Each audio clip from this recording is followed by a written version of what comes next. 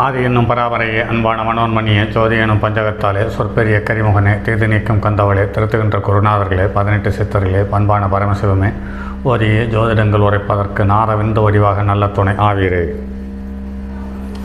உலகில் உள்ள தமிழ் பேசும் அனைத்து நாள் உள்ளங்களுக்கும் ஜோதிட சார்ந்தவர்களுக்கும் மூத்தவர்களுக்கும் ஆர்வலர்களுக்கும் மற்றும் இந்த காணொலியை காணும் உங்களுக்கும் ஆஸ்ட்ரோராஜின் இனிய நல்வணக்கங்கள்.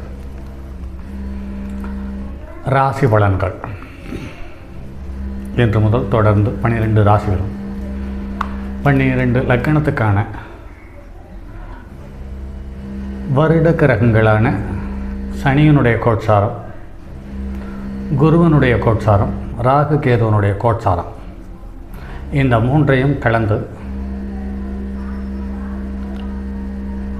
பலன் கூற விளைகிறோம். இந்த பலன் ஒரு 60 முதல் 65% வரை உங்களுக்கு நடைமுறையில் ஒத்துப்போகும் என்பதில் மாற்று கருத்தில்லை. அடுத்து 7.5 சனி என்ற உடன் மேசராசிக்காரர்கள் ஒன்றும் துவண்டு போகக்கூடிய அளவுக்கு பயப்படும் தன்மை உள்ளவர்களா என்று பார்க்கும்பொழுது இல்லை என்று தான் சொல்ல வேண்டும். வீரியத்தை வெளியில் காட்டாமலே சாதிக்கும் தகுதியை கொண்ட மேசராசி அன்பர்கள், உங்களுடைய ஜாதகத்தில் ராசியும் லக்னமும் மேசமாக இருந்தாலும் சரி அல்லது ராசி மட்டும் மேசமாக இருந்தாலும் சரி, ராசியில் எந்த நட்சத்திரத்தில் பிறந்து இருந்தாலும் சரி, நீங்கள் கவலைப்பட வேண்டாம். உங்களுடைய ஜாதகத்தில் 12ஆம் இடத்தில் ராகுவோ கேதுவோ செவ்வாயோ சூரியனோ இருக்கிறார்கள் எனில் அவர்கள் இந்த 7.5 சனி அவர்களை லேசாக தொந்தரவு செய்வதற்கு வாய்ப்பு இருக்கு. அதுவும் தசாபுத்தியாக வரும் பட்சத்தில் சூரிய திசை இல்லையா, செவ்வாய் திசை இல்லையா, ராகு கேதுவனுடைய திசை இல்லையா, அதுவரை உங்களுக்கு அற்புதமான காலமே. 7.5 சனியை ஆரம்பித்திருக்கிற சனீஸ்வரன் தற்போது பயணிக்கக்கூடிய நட்சத்திரம் என்று பார்க்கும்போது உங்களுடைய ராசிக்கும் லக்கினத்துக்கும் 9ஆம் இடத்துக்குரிய நட்சத்திரத்தை தற்போது காலடி எடுத்து வைத்திருக்கிறார் என்பதை கவனத்தில் கொள்ளுங்கள். ஆக இந்த காலம் உங்களுக்கு ஒரு அற்புதமான காலம் என்பதை மாற்று கருத்தில்லை. அடுத்து வரக்கூடிய நட்சத்திரம் லக்கினத்துக்கு 10க்குரிய சனியினுடைய நட்சத்திரம், 11க்குரியனுடைய பாதகாதிபதியினுடைய நட்சத்திரம். அந்த காலகட்டத்தில் உங்களுடைய வேலைக்காகவும் ஜீவனத்துக்காகவும் அதீத உழைப்பை நல்க வேண்டியிருக்கும். அதிக முதலீடு செய்ய வேண்டியது போல் அமையலாம். ஆனாலும் அதில் நஷ்டம் கண்டிப்பாக வராது என்பதை கருத்தில் கொள்ளுங்கள். அடுத்து சனி 12ஆம் இடத்திலிருந்து 2ஆம் இடத்தை பார்க்கிறார். 2ஆம் இடத்துக்காரனுடைய திசையும் அதாவது சுக்கிரனுடைய திசையும் சனியனுடைய புத்தியும் நடக்கும் பட்சத்தில் இது நடக்க வாய்ப்பு இருக்கிறது. அதுவும் பொருளாதாரத்தில் உங்களை ஒன்றும் பெருசாக தொல்லை செய்து விட முடியாது. ஏனென்று கேட்டால் ரிஷப லக்கணத்திற்கு 9-10க்குரியவன், அதாவது தனஸ்தானத்திற்கு 9-10க்குரியவன் தனஸ்தானத்தை பார்க்கிறான் என்பது செல்வம், செல்வாக்கு, கௌரவம் இதில் உங்களை எந்த விதத்திலேயும் தொந்தரவு செய்யாது என்பதை கருத்தில் கொள்ளுங்கள். அடுத்து 12ஆம் இடத்தில் சுக்கிரனோ புதனாக இருக்கும் பட்சத்தில் அவர்களுடைய தசாபுத்தி இந்த காலகட்டத்தில் நடக்கும் பட்சத்தில் உங்களுடைய புது வண்டி வாகனங்கள், போக்குவரத்து மற்றும் செல்வம், செல்வாக்கு, வீடு, புது சொந்தங்கள் அனைத்தும் உங்களை தேடி வருவதற்கான சந்தர்ப்ப சூழ்நிலையை தந்து வரும் என்பதில் மாற்ற கருத்தில்லை. அடுத்து குரு தற்போதைய நிலையிலிருந்து அடுத்து தன்னுடைய சொந்த நட்சத்திரத்திலேயே பயிற்சியாக போகிறார். அதாவது ஜூன் 1ஆம் தேதி பயிற்சியாக போகிறார். அந்த காலகட்டத்திலேயும் பூரட்டாதி நட்சத்திரத்தில் தன்னுடைய நட்சத்திரத்தில் இருக்கும் சனியை தன்னுடைய சுய நட்சத்திர சாரம் வாங்கி குரு புனர்பூச நட்சத்திரத்தில் இருந்து பார்வை செய்கிறார். ஆக 12ஆம் இடத்தில் சனி இருப்பவர்களுக்கும் 12ஆம் இடத்தில் குரு இருப்பவர்களுக்கும் அவர்களை தூங்கிக் கொண்டிருந்தால் தட்டி எழுப்பி கிரகம் நல்ல சம்பளத்தையும் வேலையும் தருகிறார்கள் என்பதை கருத்தில் கொள்ளுங்கள். அப்படி இருக்கும் பட்சத்திலும் குரு கடகத்தில் வரும் பொழுது அது 4ஆம் இடம் என்று சொல்லக்கூடிய மாதுருஸ்தானம். அந்த மாதுருஸ்தானத்துக்கு 6ஆம் இடத்துக்குரிய கிரகம் 6ஆம் இடத்துக்காரனுடைய நட்சத்திரத்திலேயே பயிற்சியாகிறார் என்பது தாயினுடைய உடல்நலத்திலும் தாயினுடைய உறவிலும் சின்ன சின்ன கசப்புகளும் சங்கடங்களும் இருப்பதற்கு வாய்ப்பு இருக்கிறது. ஆக குரு பயிற்சி உங்களுக்கு ஒரு யோகத்தை தருகிறது. அதே சமயத்தில் ராசியும் லக்னமும் மேசமாக இருக்கும் பட்சத்தில், குருவனுடைய திசை நடக்கும் பட்சத்தில், சனி திசையில் குரு புத்தியோ குரு திசையில் சனி புத்தியோ இருக்கும் பட்சத்தில் உங்களுக்கு வெளிநாடு இரத்தன கம்பளம் விரித்து வரவேற்க காத்திருக்கிறது என்பதை கருத்தில் கொள்ளுங்கள்.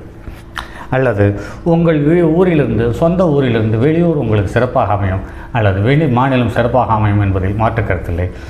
குரு கடகராசியில் நீர் ராசியில் மீன ராசியான தன்னுடைய ராசியை நீர் ராசியை பறக்கும் பட்சத்தில், அது குருவனுடைய தசையாக இருக்கும் பட்சத்தில் கண்டிப்பாக உங்களுக்கு வெளிநாடு இரத்தன கம்பளம் விரித்து வரவேற்கும் என்பதில் மாற்று கருத்தில்லை. ஆனாலும் தற்போது இருக்கக்கூடிய போர் சூழல் அது இது என்று பார்க்கும் பொழுது, 7.5 சனியும் இருக்கிறது என்று பார்க்கும் பொழுது, அந்த இரத்தன கம்பளம் விரித்த பயணம் சற்று கடினமாக இருப்பது போல் உணர்வீர்களே ஒழிய கடினமாக இருக்காது. அது பயங்கலந்த உணர்வை தரும் என்பதை கருத்தில் கொள்ளுங்கள். அடுத்து லக்கணத்துக்கு 11ஆம் இடத்தில் 5ஆம் இடத்திலேயும் 11ஆம் இடத்திலேயும் ராகு கேது இருக்கிறது. 11ஆம் இடத்தில் ராகு கேது இருக்கிறது என்பது பிறக்கும் போது 11ஆம் இடத்தில் வக்ர கிரகங்கள் இருக்கும் பட்சத்தில், அதனுடைய ராகுவனுடைய திசையோ கேதுவனுடைய திசையோ 11ஆம் இடத்தில் வக்ரம் பெற்ற கிரகத்தினுடைய தசாபுத்தியாக இருக்கும் காலத்தில் நீங்கள் ஜனனமாயிருந்தால், தற்போது அந்த ராகு கோச்சாரத்தில் கடக்கும் பொழுது, அந்த வக்ர கிரகத்தை கடக்கும் பொழுது உங்களுக்கு ஒரு அபரிமிதமான செல்வாக்கை தரும் என்பதில் மாற்று கருத்தில்லை. அதே சமயத்தில் கேது கடனையும் நோயையும் சின்ன சின்ன சங்கடங்களையும் உறவுகளுடைய கசப்புகளையும், அதே சமயத்தில் தாய்மாமன் உறவு தந்தை வழி தாத்தாவினுடைய உறவில் சின்ன சின்ன கசப்புகளும் சங்கடங்களையும் தருவதற்கான காத்திருக்கிறது. அதுவும் அந்த சிம்மத்தில் ஏதாவது கிரகம் இருந்தால் அந்த கிரகத்தினுடைய காரகத்துவத்தினுடைய உறவிலிருந்து கடனோ நோயோ அவமானமோ வர வாய்ப்பு இருக்கிறது. அப்போது சிம்மத்தில் யாரும் இல்லை என்றால் நீங்கள் கவலைப்பட வேண்டிய அவசியமே இல்லை என்பதை கருத்தில் கொள்ளுங்கள். ஆக ஒரு கிரகம் ஒரு வீட்டில் பயணிக்கும் பொழுது, அதாவது கோட்சார ரீதியாக பயிற்சியாகி பயணிக்கும் பொழுது, அங்கே அந்த வீட்டுக்குரிய கிரகம் இருக்கும் பட்சத்தில், அந்த வீட்டில் பயிற்சியாகும் கிரகத்துக்கு நட்பாக இருக்கும் பட்சத்தில் உங்களுக்கு அபரிமிதமான செல்வாக்கும் லாபமும் கிடைக்கும் என்பதில் மாற்று கருத்தில்லை. அது தசாபுத்தியாக இருக்கும் பட்சத்தில் அது நிரந்தரமானதாகவும் நிச்சயமானதாக இருக்கும். தசாபுத்தி இல்லாத பட்சத்தில் அப்பவும் அந்த சிம்டம்ஸ் இருக்கும். ஆனால் இதை பயன்படுத்தாமல் விட்டுவிட்டோமே என்ற ஒரு ஏமாற்றம் இருக்குமே ஒழிய அந்த இனிமையான தருணம் வராமல் போவதற்கான வாய்ப்பே இல்லை என்பதை கருத்தில் கொள்ளுங்கள். ஆக 12ஆம் இடத்தில் சூரியன் செவ்வாய் சனி, சூரியன் செவ்வாய் ராகு இவர்கள் இருக்கும் பட்சத்தில் மீனராசியில் இருப்பார்களானால் அது அவர்களுக்கு சங்கடத்தையும் பிரச்சனையும் சின்ன சின்ன அவமானத்தையும் தருவதற்கான வாய்ப்பு இருக்கிறது. மாறாக புதனோ சுக்கிரனோ சனியோ குருவோ இருக்கும் பட்சத்தில் உங்களுக்கு இந்த 7.5 சனியினுடைய முதல் 2.5 வருடம் உங்களுக்கு ஒரு அற்புதமான அடுத்த கட்ட வளர்ச்சியை நோக்கி அடியெடுத்து வைக்கும் அருமையான தருணமாக இருக்கும் என்பதில் மாற்ற கருத்தில்லை. அடுத்து குரு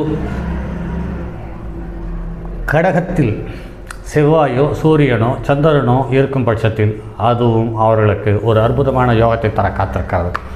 சுக்கிரன் இருக்கும் பட்சத்திலும் அது செல்வத்தையும் செல்வாக்கையும் தருவதற்கான வாய்ப்பு இருக்கிறது.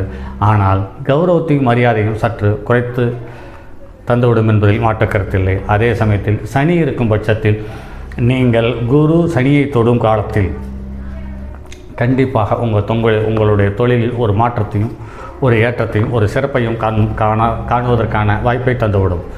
பதிலாக ராகு இருக்கும் பட்சத்தில் உங்களுடைய தந்தை வழி உறவுகள், குழந்தைகளினுடைய நடவடிக்கை, பழக்க வழக்கம், குழந்தையின் மேல் வைத்திருக்கும் ஈடுபாடு, அக்கறை, குழந்தையினுடைய வளர்ச்சி, அதற்கடுத்து நீங்கள் பழகிக்கொண்டிருக்கும் நீங்கள் குருவாக மதிக்கக்கூடியவர்கள், உங்களை விட மதிக்கத்தக்க மனிதர்களிடம் இருக்கக்கூடிய உறவு லேசாக கசப்பையும் சங்கடத்தையும் தருவதற்கான வாய்ப்பை தந்துவிடுகிறது.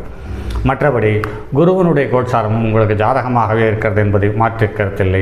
அடுத்து ராகுகேதுவனுடைய கோச்சாரமும் உங்களுக்கு சாதகமாக இருக்கிறது. அடுத்து வரக்கூடிய சனியினுடைய கோச்சாரம் சாதகமாக இருக்கிறது என்பதை கருத்தில் கொள்ளுங்கள். ஆக 7.5 சனி எல்லோருக்கும் தொந்தரவு செய்து விடுமா என்று பார்க்கும் பொழுது இல்லையே. நிறைய மனிதர்கள் காடு வாங்கியிருக்கிறார்கள், வீடு வாங்கியிருக்கிறார்கள், சொத்து சுகம் வாங்கியிருக்கிறார்கள், வண்டி வாகனம் வாங்கியிருக்கிறார்கள், திருமணம் செய்திருக்கிறார்கள், குழந்தை பெற்றிருக்கிறார்களே. இதற்கு எல்லாம் காரணம் என்ன என்று உற்று கவனித்து சற்று அலசி ஆராய்ந்த பொழுது கிடைத்த தகவல்கள் தான். ஒரு கிரகம் ஒரு வீட்டில் பயணிக்கும் பொழுது அந்த வீட்டில் அதற்கு நட்பு கிரகமாக இருக்கும் பட்சத்தில் அது யோகத்தை தந்து விடுகிறது. பகை கிரகமாக இருக்கும் பட்சத்தில் பாதகத்தை தந்து விடுகிறது.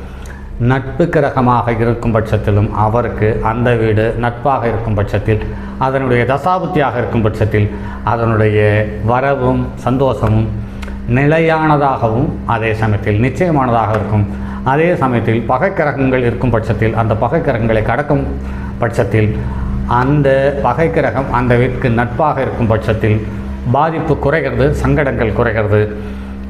அதே சமயத்தில் அதனுடைய தசாபுத்தியாக இருக்கும் காலத்தில் உங்களுடைய லக்னாதிபதி பலமாக இருக்கும் பட்சத்தில் அதை கடக்கக்கூடியதற்கான வழிவகையும் சுலபமாக கிடைத்து விடுகிறது. அப்படி இல்லையா என்னும் பட்சத்தில் கொஞ்சம் சிரமமும் சங்கடமும் இருப்பதற்கு வாய்ப்பு இருக்கிறது. சரி நண்பர்களே, அடுத்தது ஒரு பதிவில் சந்திப்போம். அதுவரை உங்களிடமிருந்து விடைபெறுவது உங்கள் அன்பு நண்பன் எம் ராஜரத்தினம்.